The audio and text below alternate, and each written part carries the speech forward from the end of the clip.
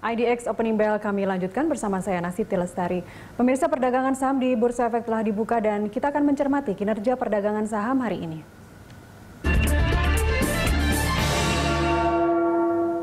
Untuk mengetahui pergerakan saham hari ini kita bergabung dengan Head of Investment Reswara Gian Investa Kiswoyo Adijo. Selamat pagi Pak Kiswoyo. Pagi. Prediksi Anda terhadap IHSG hari ini seperti apa Pak Kis? Kita sudah saat ini berada di level 6.100, itu sudah level aman karena level psikologisnya adalah di 6.000 dan itu menjadi level support kuat, dan diharapkan untuk kedepannya ini kita sebetulnya masih dalam arah naik. Arah kita adalah ke arah sekitar 6.450 sampai 6.500, tapi sekali lagi kita dalam kondisi normal, artinya menuju ke sana tidak ditempuh dalam waktu 1 hari atau 2 hari, tapi mungkin dalam waktu seminggu atau 2 minggu. Setelah itu ada koreksi lagi, IHSG akan bergerak ke arah 5.900 sampai 6.000, setelah itu barusan naik lagi. Jadi kita memang sekarang lagi masa sideways, bisa sampai 2 kali. Jadi dari 5.900 6.000 naik lagi ke arah 6.450 sampai 6.500, baru turun lagi, baru naik lagi. Jadi intinya saat ini kita sedang menuju 6.450 sampai 6.500 dulu, dan ini slow, artinya tidak seperti bulan kemarin yang bergerak dalam waktu 1 hari, 2 hari bisa dicapai. Enggak. Kita memang sekarang lagi masa normalisasi, dan ini wajar. Dan jangan lupa sekarang lagi musim laporan keuangan sudah pada keluar. Terus sebelum kita ke laporan keuangan, Pak Kis, kemarin kan BPS merilis inflasi Januari yang 1,55%. Pengaruhnya terhadap IHSG seperti apa? Sebesar apa? Itu inflasi sebetulnya masih normal, masih kita dalam ekspektasi, dan tandanya memang ekonomi kita sudah mulai jalan, dan diharapkan mungkin tidak ada PSBB, apalagi vaksinasi juga sudah mulai berjalan. Dan kita adalah salah satu dari 40 negara yang vaksinasinya sudah berjalan lebih dulu. Jadi kita menyamai seperti Inggris dan Amerika. Sementara negara-negara Eropa lainnya, terutama Uni Eropa, dengan catatan Inggris sudah di luar Uni Eropa, itu mereka kesulitan karena mereka baru mulai vaksinasi untuk tenaga garda terdepan nakesnya itu bulan Maret. Jadi kita memang sudah mendahului, ditargetkan kita malahan bulan Maret itu kita sudah masyarakat sipil, masyarakat biasa. Sehingga itu diharapkan bisa memacu ekonomi bisa mulai kita pulih duluan gitu. Jadi kita salah satu dari 40 negara yang akan ekonominya pulih duluan karena kita sudah vaksinasi dulu dari awal-awal bulan ini gitu. Dibanding Amerika dan Eropa begitu ya. Kak, sentimen positif. Baik. Kalau terkait dengan kasus COVID-nya sendiri di Indonesia yang belum membaik, bahkan akan ada lockdown kota begitu ya, kabupaten kota seperti Provinsi Jawa Tengah misalnya yang sudah akan mulai lockdown akhir pekan mulai minggu ini. Kemudian DKI Jakarta juga sedang dikaji terkait dengan wacana lockdown akhir pekan ini. Seperti apa atau sentimen-sentimen ini membuat IHSG kita seperti apa? Ini lockdownnya bukan lockdown total. Pertama kita hanya Sabtu Minggu, dan itu tadi saya juga barusan baca bahwa ternyata beritanya di Jawa Tengah pun ternyata pasar tradisional masih boleh buka. Jadi bukan lockdown seperti luar negeri yang total tidak boleh. Enggak disyaratkan untuk tetap di rumah, tapi pasar tetap boleh buka. Kalau pasar boleh buka, artinya kita masih bisa ke pasar untuk berbelanja, tapi mungkin mall, tempat makan ditutup gitu. Jadi bukan lockdown total, dan itu baru dinyatakan hanya untuk Sabtu Minggu besok. Dan diharapkan itu bisa mengurangi, karena kalau kita lihat Amerika seperti dan Inggris itu mereka begitu vaksinasinya dikejar terus, itu angka COVID-nya turun juga.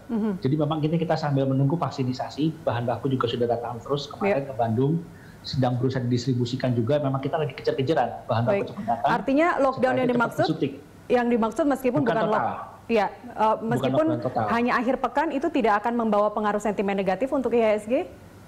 Tidak, karena itu kan hanya 2 hari aja, Sabtu Minggu besok doang. Untuk minggu depan belum ada kabar lagi. Terus juga itu saya bilang intinya kita dikejar-kejaran supaya vaksinnya cepat bisa diterapkan, cepat disuntik, ekonomi bisa cepat pulih gitu. Diharapkan seperti itu. Kita masih ekspektasinya masih tinggi sebetulnya. Gitu. Baik, sekarang kalau kita bicara terkait sentimen di tengah bearish yang saat ini sedang terjadi, seperti apa IHSG kita akan bangkit? Sebetulnya kita bukan bearish lagi. Kalau kita sudah berada di level 6.000 ke atas, itu kita tidak bearish lagi. Kemarin memang sempat di bawah 6.000, itu baru kita bilang bearish. Tapi selama kita di atas 6.000 itu kita sudah tidak bearish, tapi kita masih menuju ke atas. Jangan lupa kita adalah indeks yang belum ATH, all time high. Jadi kalau itu Dow Jones sudah mencapai all time high, kita sendiri yang belum. Jadi sebetulnya memang momennya kita masih ke arah ke sana, tapi saya bilang tidak dalam waktu 1 minggu all time high-nya. Butuh waktu, itu saya bilang. Jadi ini memang sebenarnya slow-nya harus seperti kondisi normalnya harus slow seperti ini. Jangan kemarin tuh dalam waktu 1 hari 2 hari bisa langsung naik 200 poin 300 poin, itu tidak sehat IHSG. Dan itu sudah disehatkan dengan turun 7 hari berturut-turut kita turun merah semua candlenya IHSG itu sudah normal, kita sudah normalisasi lah. Baik. Jadi intinya sekarang masih kita ke atas gitu loh, masih ke atas. Gitu. Baik, baik dan tidak bearish ya, tidak benar ya itu. Tidak bearish. Pak Kis, untuk saham rekomendasi Anda sektor apa saja? Untuk saham karena ini kita lagi mau musim laporan keuangan setelah itu berikutnya adalah sebagai dividen, jadi kita pilih saham-saham yang akan bagi dividen gede. Saya sebut saja contohnya Telkom. Terus ada INDF, ICBP, itu 3 saham favorit yang saya lihat laporan keuangannya harusnya tahun kemarin tidak terpukul. Jadi kalau perbankan kan kemarin udah kuat terpukul semua karena ada corona. Tapi untuk Telkom dan juga untuk INDF dan ICBP tidak terpukul. Jadi diharapkan dividennya masih tetap ada, tetap besar dan itu menarik untuk dibeli. Gitu.